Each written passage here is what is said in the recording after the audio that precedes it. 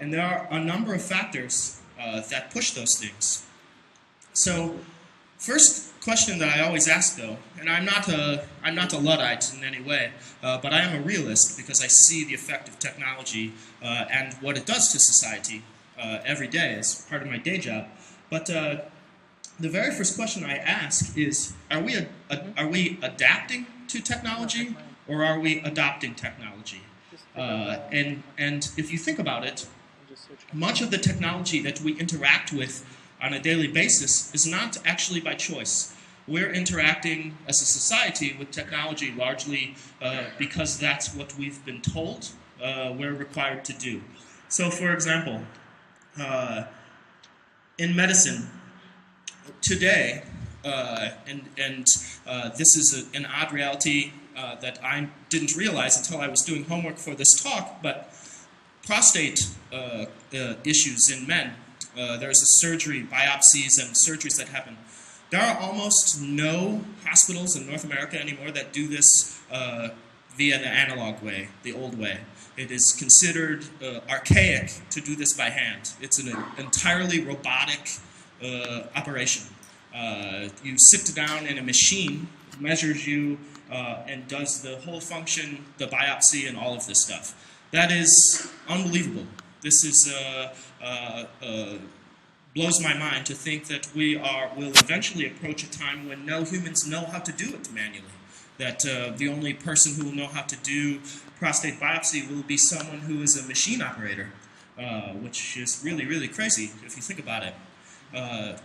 We will approach a time when surgeries are done remotely, where a scalpel is being controlled by someone on the other side wearing an Oculus Rift, maybe, on the other side of the world. And that's, we better hope that networks are nice and fast and stuff, because that'd be bad news for some latency. Education. Technology is implemented in education at this point, where there are schools that were unable to finish their core testing, their Common Core testing, whether you're a fan of or not, but they were unable to process their core testing because the machines that grade the papers had broken.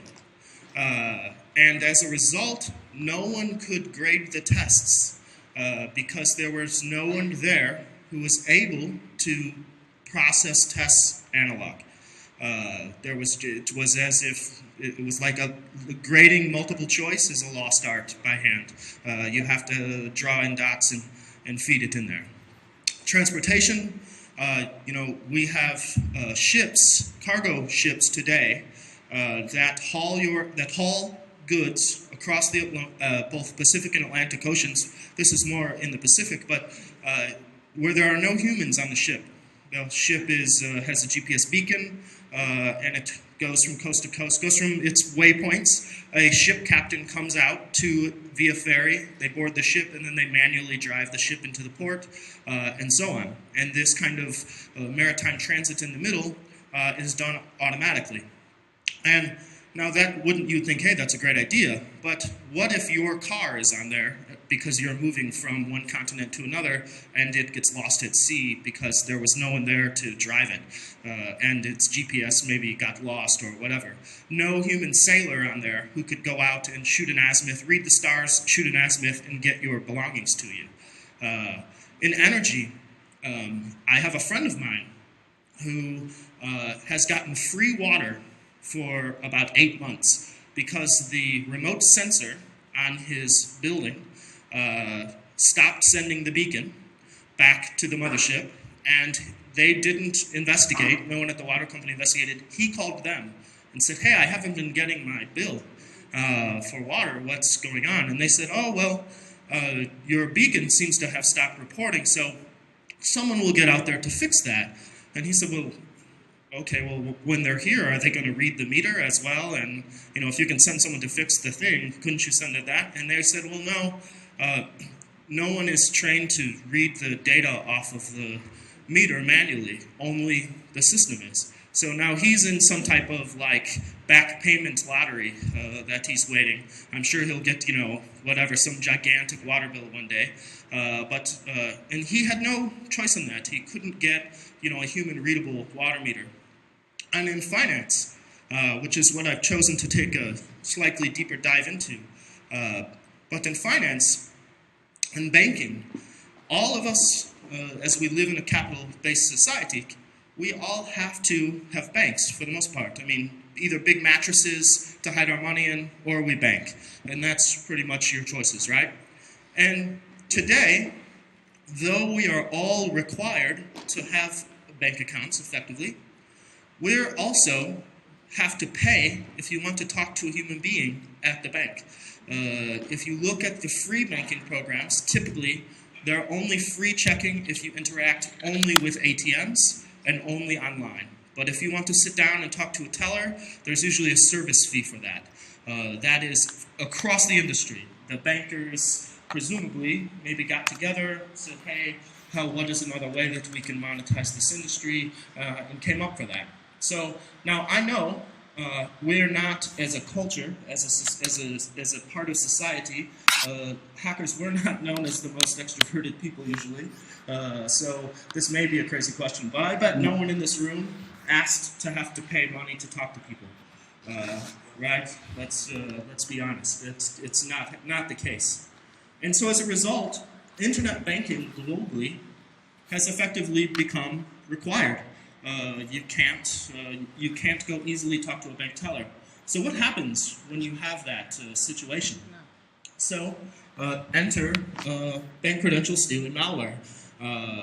That is a global epidemic. So what I'm about to play is an animation of a Cridex, depending on what you want to call it, Cridex, Dridex, Bugatti, whatever. But this is 5 different botnets operating globally, one affecting the United States, one Great Britain, one Italy, one Thailand, and one in Australia.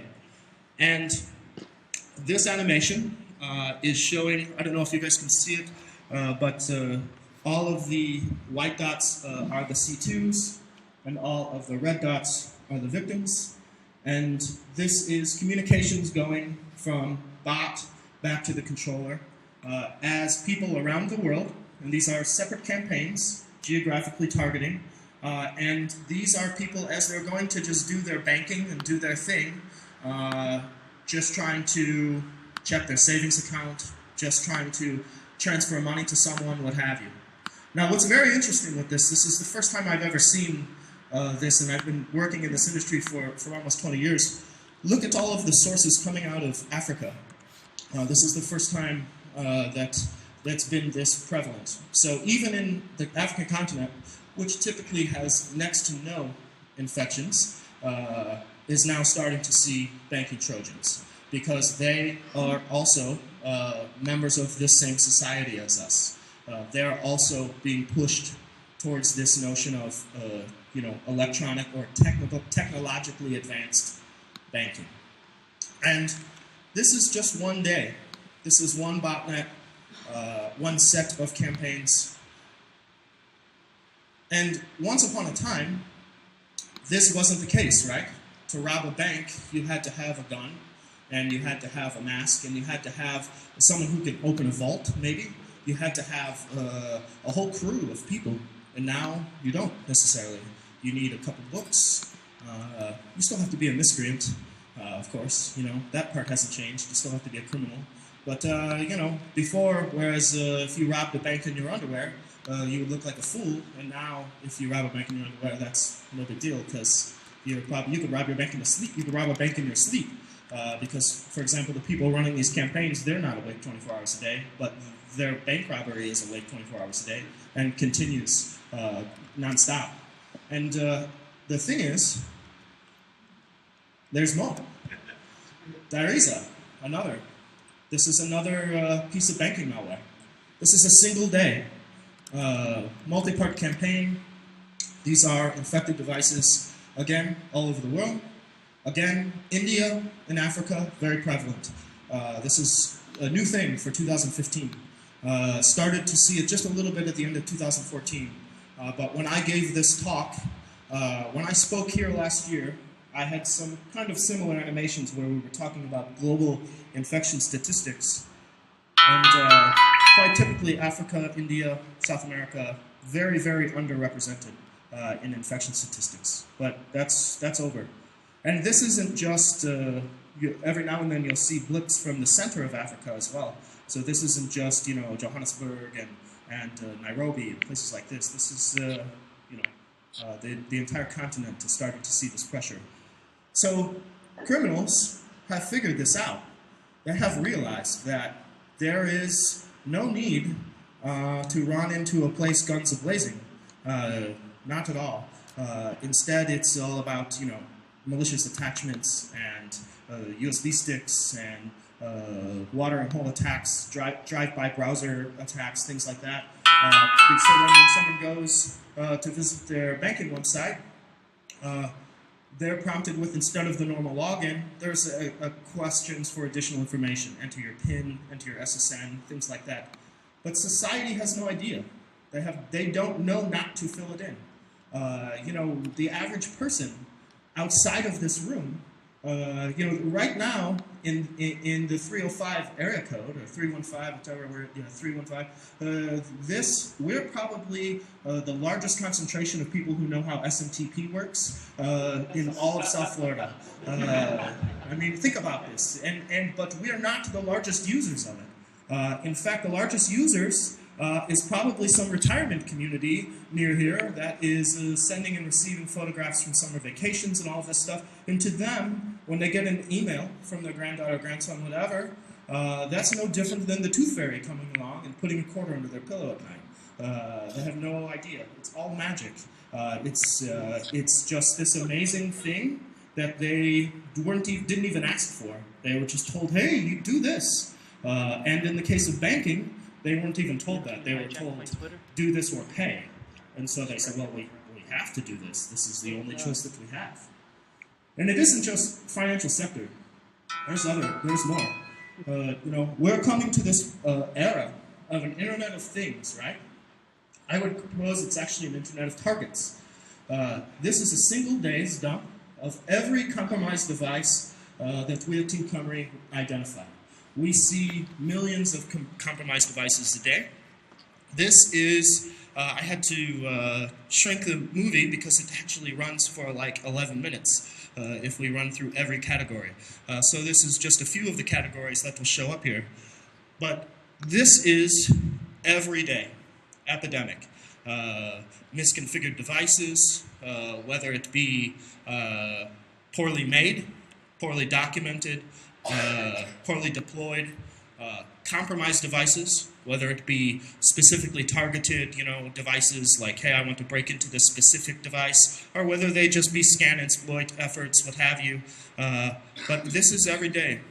And realistically, the trend is that these devices stay infected for the most part about 8 days. Some of them are infected out to 370 plus days. But that means every 8 days or so, this cycle rolls over. So that isn't a device is infected and stays that way forever. Its devices are infected over and over and over and over again. And it's not necessarily the same devices, because there is a great deal of attrition. Fans die, hard drives die, power supplies die. Users aren't actually fixing it. Oftentimes the devices themselves are just failing. So now, again, this isn't to say people were designing things poorly on purpose or anything like that, but they're designed poorly, and we're only making more things. We're putting more things onto the internet, and yet the things that are connected are, they're a mess. To be honest, it's every day we see the same thing. So someone said, you know what would be great? Let's put all the toasters on the internet too. Let's put, I want the refrigerator to automatically order new eggs for me when I'm out. And that's a fantastic idea. Don't get me wrong. Walmart, revolutionized their whole logistics just-in-time delivery system. They're world famous for having developed this, and we too could live this way in our home. Your box of things that you used yesterday shows up today automatically, and you didn't even have to call anyone. It's an amazing potential future. But at the same time, you know, hey, apparently here's the Cadillac your refrigerator ordered. Oh, well, I didn't realize I used my Cadillac yesterday, you know. And that's, though, the future that we're looking for. Or worse, here's the bill for the Cadillac that your refrigerator sent to this address on the other side of the country. That was nice of your refrigerator, you know. And this is not an impossible reality. How many of you saw the story about Starbucks cards earlier this week? So think about this. So when you have your put your criminal hats on, you know. I know you all have one. Put it on just for a second and think for a imagine the thought process that it took to put that scam together. This is bank robbery by proxy of the craziest variety, using coffee gift cards, like because they were tied to bank accounts, and no one protects the Starbucks account the same as they do their bank account, but yet they tied the bank account to the Starbucks card.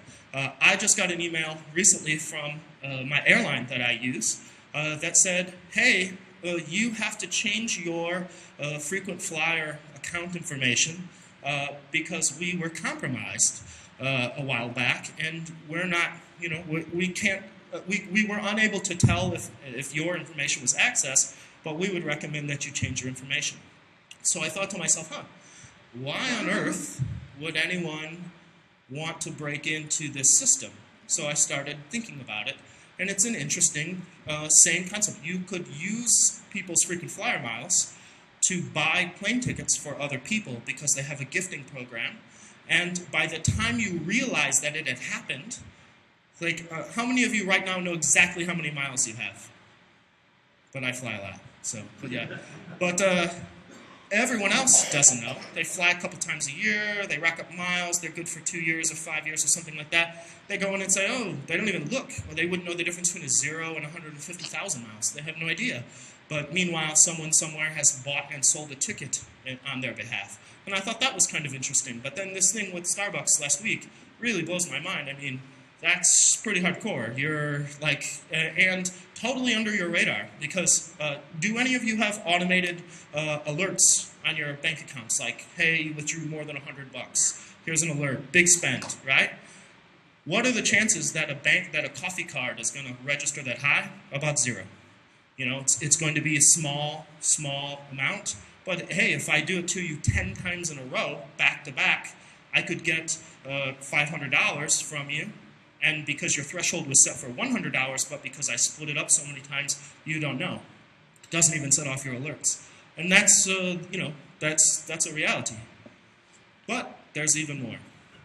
So, allegedly, the government in China recently was accused of modifying HTTP traffic coming and going from a large website, very popular global website called Baidu.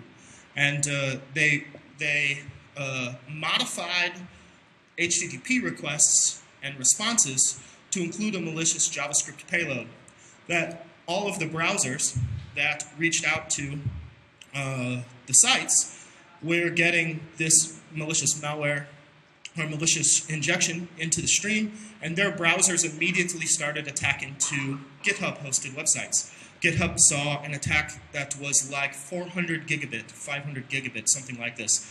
This is just a few seconds of the attack, roughly just shy of 3% of the total content of the attacks. But as you can see, lots and lots of people around the world were reaching into and trying to read content off of Baidu, which Baidu is a very, very popular social network in China. And every person, as they connected, was not getting the normal Baidu content. From a technical perspective, this is an amazing man-in-the-middle attack. To pull this off would be a technical feat all of its own. We're talking, 10 gigabit links you would have to be injecting into each HTTP response and still have it functional on delivery. I don't know if many of you tried to munch packets ever, but this is a non-trivial exercise. I can assure you. And but this was a whole country was able to have this affect the whole world. So one country with adequate man-in-the-middle capability, again, allegedly, they weren't available for comment, you know, but this is the world that we live in. So, okay, so the internet's a mess. Technology is largely being pushed upon us. What happens? What now? Well, here's a hint. Remember at the beginning, I mentioned that the future is now, and you're a part of it. Well, you are. And the good news is that you're here, and I don't just mean here at Hackmiami, by the way, but I mean you are here on Earth. You were born now. And all of you in this room, because just by knowing that you knew to come here, I'm betting none of you are like chefs thinking that you were going to like learn how to quarter a chicken today. It's not that kind of hack, you know? All of you knew that this was a technological conference, and you guys are the people who know that sending pictures to your grandmother, in fact, isn't magic. You know it's not magic. You understand. Maybe you can't tell me every piece of an SMTP communication. Maybe you can't describe to me what the RFC is for SMTP envelope size. Maybe you can't tell me exactly how many BGP hops it is to get between your mail server and your grandmother. You know, maybe you can't tell me to that detail, but every one of you here in this room knows that there, in fact, was never a rabbit in the hat. There never was a quarter behind your ear, you know, and there never was a tooth fairy who was doing this magic. We all know that what society doesn't seem to know yet. You know, like in the early days, there were people who insisted to only have candles in their homes because electricity was something crazy.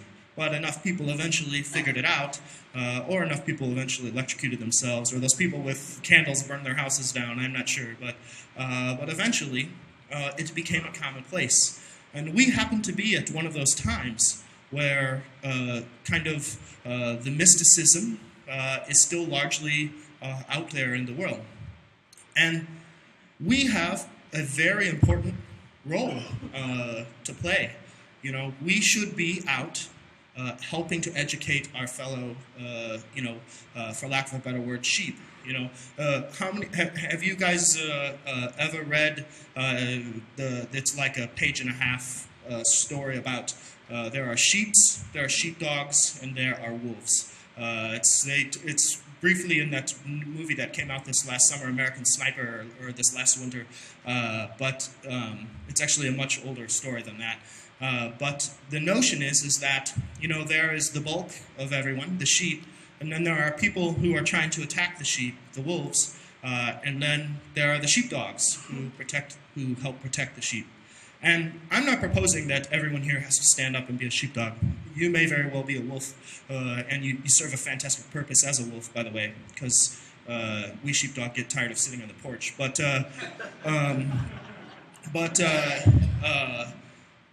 those are the people who can see the magic, is the wolves and the sheepdog. They're the ones. Because to the sheep, they have no idea. And they're just hanging out, eating grass, and doing what sheep do, you know. And that's okay, but we, those of us who can see the magic, we have to do our part to help explain or help educate or help demystify these things. And again, even the wolf has a place in this. You know, we are the people that, knowing this, we can keep pushing. We can keep making new things happen. We can look at something and say, this isn't as good as it could be, and we can make it better. Or we could say, I have this problem, and what I really need to do is solve it in this new technological way, and it turns out to be some amazing thing that everyone benefits from. These opportunities are waiting around every corner for us, and we're the people who can see it. You know, we're the chosen few, if you will. And it happens largely, let me ask you, how many of you just by show of hands, were like geeks from birth, you know. Even before I'm old enough to have been born in the analog age. I lived in a house that had rotary telephone until I was about 14 years old. I already knew how to hack that thing then. I was making the free phone calls and all of this stuff, not because I wanted to call anyone. I actually didn't even have anyone to call. I was calling random area codes and prefixes all over the country, but just because I wanted to know how this thing worked. No malice, you know. The phone company would disagree, and did, but as it turns out, that's okay. We, by pushing things, create new things, but lastly, we must keep breaking things. How many of you have heard of this new, it was all in the press, the car amplification attack, where everyone who has keyless entry on their cars, the car is constantly beaconing, saying, "Hey, are you here? Are you here? Are you here? Are you here?" Because it's keyed, looking for the key. And the key, it works kind of like RFID. The key is set to respond when it hears, like Bueller, or Marco Polo, like the game you play in the pool. Well, someone, very genius, figured out that you could amplify that question, Marco, with the amplifier, and with a high gain antenna, you could hear the response. So there are people now who have figured out that the keyless entry systems in automobiles, these wolves are stealing cars. And do you know what they're doing now that benefits the rest of us? They're forcing the automotive industry to fix this design.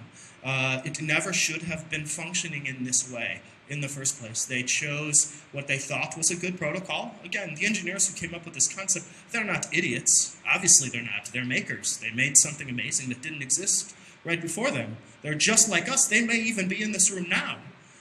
But people came along and broke it and said, this is a very important and utilitarian thing that's part of our society that consumers had no idea, had no say in creating, but are there. And there are people who walked out of their houses and found their car was gone. No broken glass, no anything. And do you guys remember when bump keys became popular? Like 5 years ago, maybe it's been now 6 years ago, it was all the rage and everyone was like, every house in the world's going to get broken into. That didn't happen, as it turns out. Why? I have no idea, but because it still could happen. I haven't replaced my locks. I guess, taking my chances. But already, hundreds of cars have been stolen.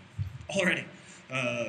BMWs, Jaguars, Mercedes-Benz were the first to show up, but already triple-digit numbers of cars being stolen, and this has just been figured out. At first, these people were being told, you manipulated this outcome. You sold your car to someone and now are trying to claim it's been stolen, because there's no evidence that, other than the fact that your car's not here, there's no evidence it's been stolen. So you must have colluded in this process, which is not an unfounded claim, because to those investigators, to law enforcement, it's also magic. They're not car engineers. They're not radio engineers. Even if they were cyber people who understood, how technology worked, they're not automotive cyber people, so they wouldn't necessarily know how that thing worked. It's all magic to them. So even the wolves, by going out and breaking that, are benefiting. So if you are a wolf, keep wolfing. And if you're a sheepdog, keep sheepdogging. Because everything that you do makes a difference. You are helping to push us, society as a whole, towards understanding this thing that's around us. Because if we don't do that, it will continue to be magic for everyone. And eventually, only those people who have any notion of this stuff will be in control. And I don't mean control in the sense like, telling us what to do, but I do mean control in the sense of like being able to spy on our every movement, on everything that we do. They'll be able to know more about us than we know. It's already starting to happen, by the way. If you go and Google random, and I'm using Google here not necessarily as Google the company, I'm using the word, to describe. If you search for, let's use that. If you go searching for health issues, symptoms, if you type symptoms into your browser, already there is not a single digit, but a double digit chance that your insurance provider will find out about it. That you, maybe potentially not by name, but at least by region.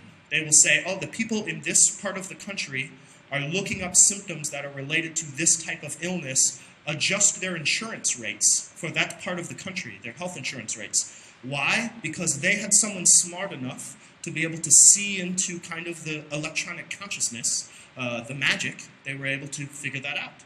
And they realized that we, or not we, because we're not them, but the sheep, if you will, have no idea and will type all of this stuff in there.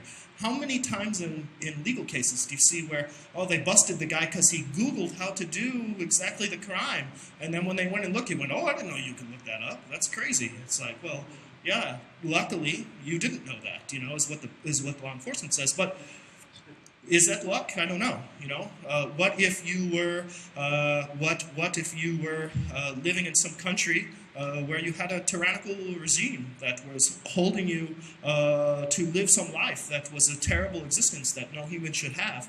You should be able to communicate about what's going on to people who maybe can help you, or maybe to organize, or maybe to sponsor an election. Things like that, you know, genuine good things in the world. But they can't do that. But with our help, with all of you, they can do that. We'll figure that type of stuff out.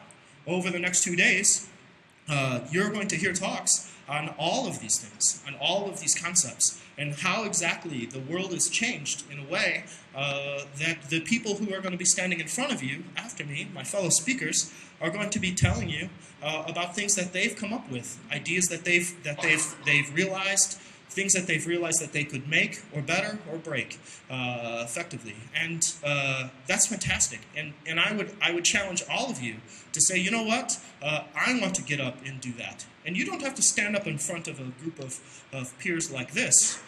You know, like, well, I'm not lead enough to go do that, or I don't know enough about this to go do that. No, you know what you could do? You could go to the Rotary Club, look it up, or the Lions Club, and go to one of their luncheons and explain to a room full of sheep how email works. Say, I would like to come and talk to you about the dangers of email attachments, or I'd like to come and tell you how your keyless entry system on your house works, or on your automobile, or how your remotely controlled thermostat in your house functions. And it doesn't have to be about, hey, I went out and explained how PGP asymmetric algorithms work, or asymmetric crypto works for a bunch of my peers in Geekland. It doesn't have to be like that. You can start by talking to people at every level, and in places that you wouldn't expect. You know, schools, churches, community centers, all of this stuff. These other people are with us. They're in the pool. We just happen to be swimming at the top. They're below us. There's no reason that we can't help to educate them. And you are already well on your way. Like I said, you're here. You knew to be here. So you already know there's no such thing as magic. You matter. So I would urge you to get out and do something. So, and I want you to think about this. You're not the first Jedi. You know, you see this stuff. There are many of us who are like, oh, I have this all figured out, and I can control technology and whatnot, and that's fantastic. You're not the first Jedi. There's been plenty before us, but the Force, if you will, technology, is just that new still.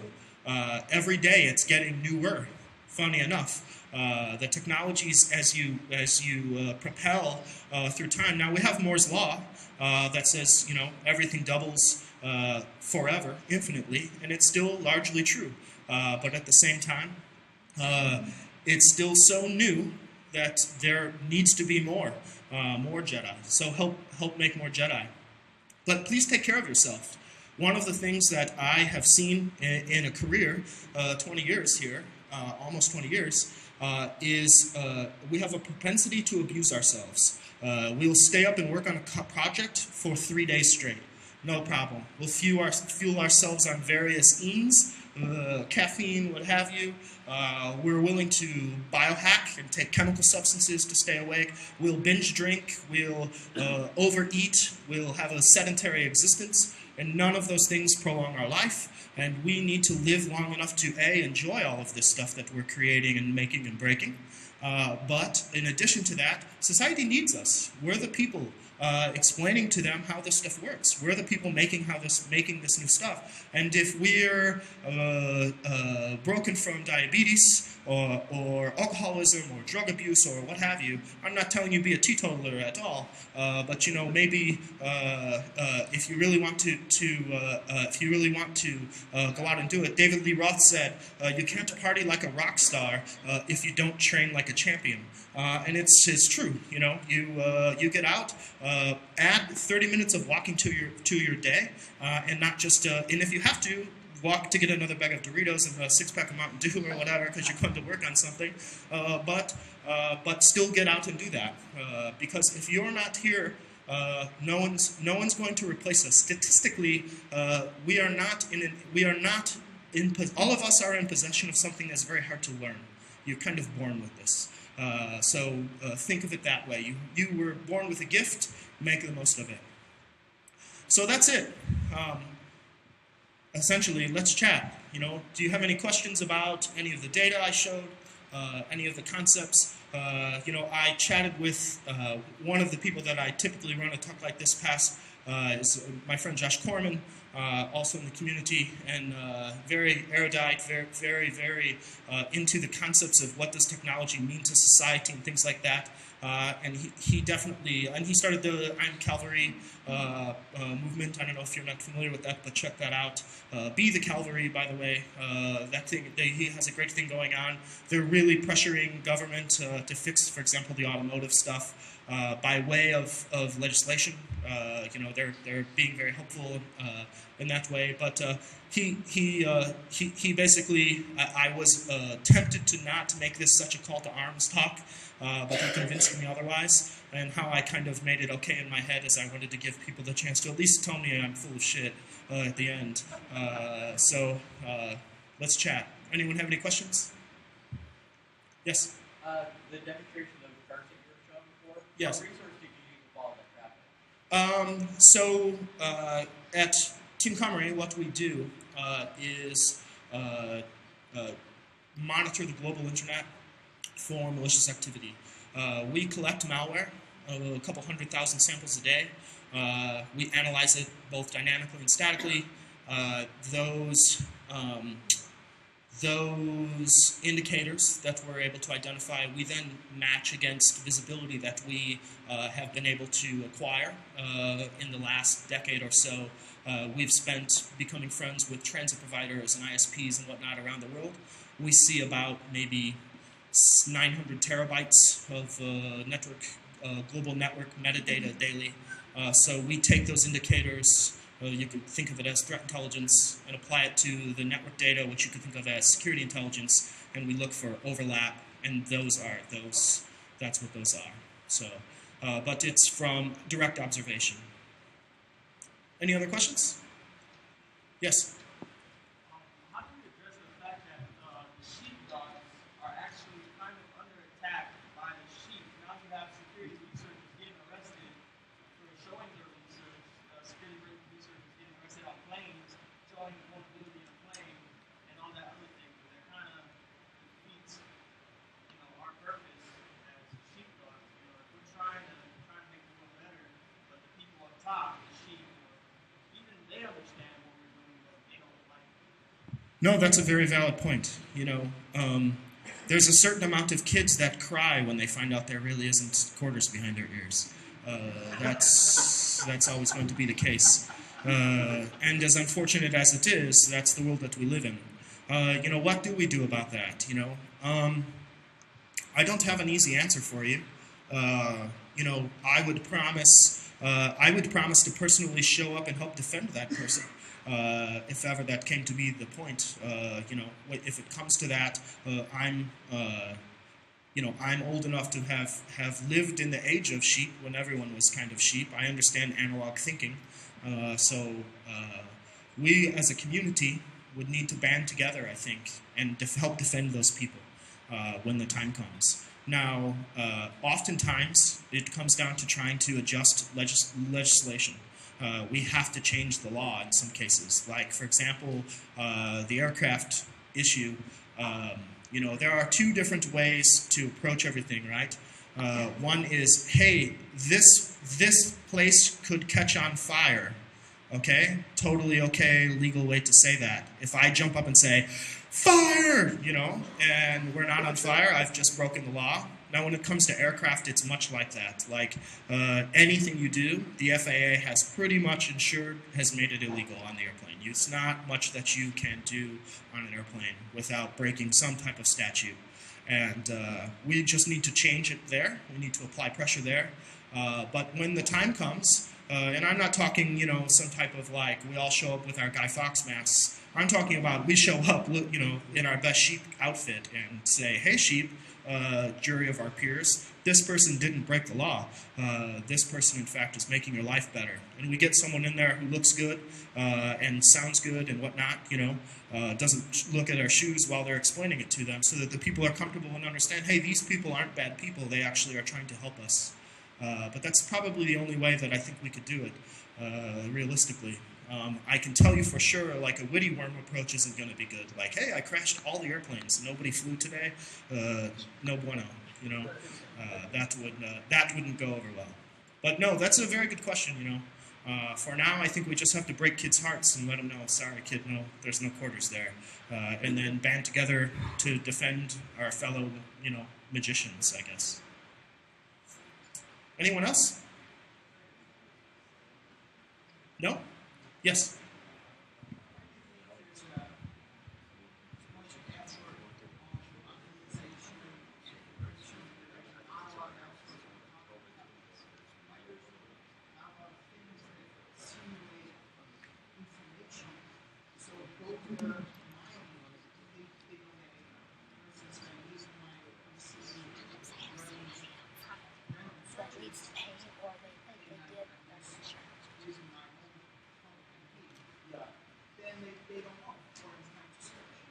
So, you know, so you're asking why isn't there... he's asking, if I understood, and I'm going to paraphrase here, he's asking, given the way that society is changing, why aren't more of us participating in kind of providing a smokescreen or, you know, making it too expensive to do what they're doing? Like in his example is invasion of our privacy.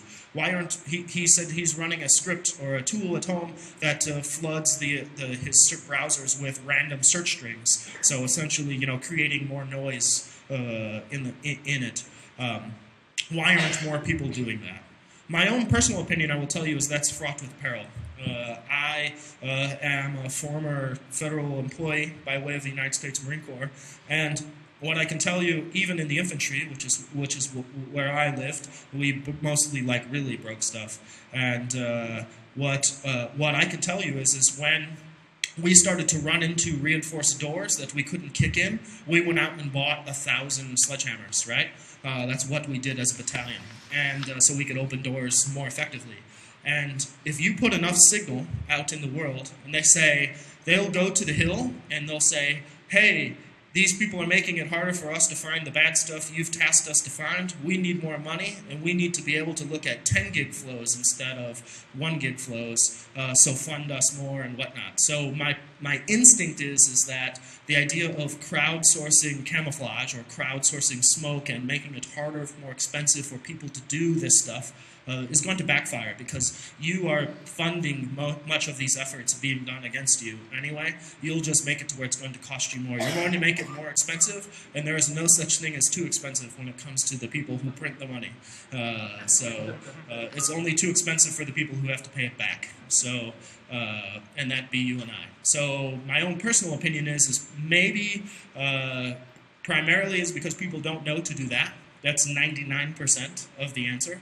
And that remaining 1%, at least like for in my case, is because it hurts enough already. You know, I don't want to add to it by doing it that way. I would rather call my representative and say, stop doing that altogether, or take some other approach. You know, so yes.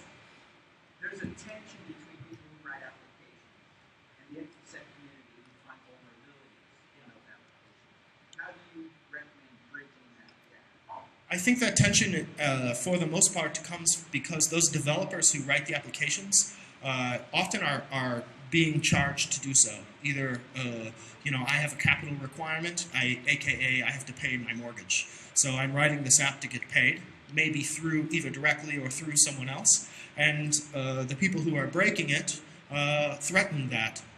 So I think that responsible disclosure would go a long way for that. And when I say responsible, I'm not talking about, hey, give somebody 3 years to do nothing about it. But it is reasonable to give them a deadline. I'm going to talk about this in so many days, and here's a fix. Is also very good. I could kick this window out right here very easily, but I have no idea how to put the glass back together. And that's pretty common when it comes to breaking things. It's very easy to break things. This is very hard to make things, and that's probably would go a long way if people were like, hey, I think I could break your window, and in 30 days I'm going to try. So maybe try to fix it or something. But I think that that's largely, and plus, if you build a house and someone comes along and pushes it over, that's not very nice. We all learned that as elementary school kids. So part of that is probably just human nature, to say, oh, how dare you come and break my thing. I think a lot of it, though, comes down to money and is like, you're affecting my life when you come and attack my apps. So. Okay, well, that's all the time I have. Thank you very much. And if I leave you with anything at all, it's that you matter.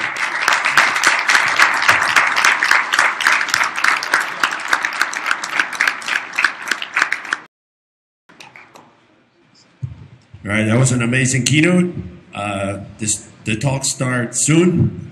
People are go to the CTF room. We're going to have the log picking village, the biohacking village, and the command and control. So thank you again, David, for an amazing keynote.